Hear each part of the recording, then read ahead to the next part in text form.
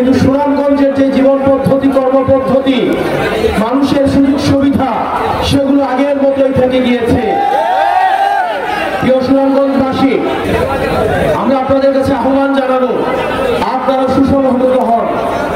একটি বিষয় আমি শুধু আপনাদের দৃষ্টি আকর্ষণ করছি, সেটি হচ্ছে আপনাদের স্থানীয় পর্যায়ে আপনারা সংগঠনকে সুসংহত করেন।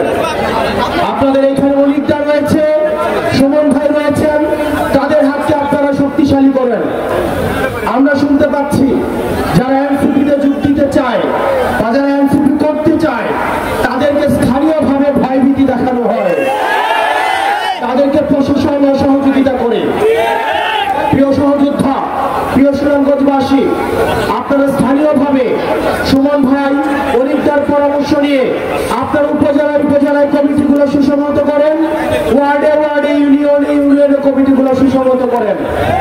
আমরা আপনাদেরকে কথা দিচ্ছি, আমরা সাংগঠনিকভাবে যদি সুদৃঢ় হই, আজকে যে পাঁচটা প্রশাসন রয়েছে, আমরা এই পাঁচটা প্রশাসনকে দেখতে পাচ্ছি, তারা তাদের নিরপেক্ষ ভূমিকা মাঝে মাঝে তাদের প্রশ্নবিদ্ধ হচ্ছে।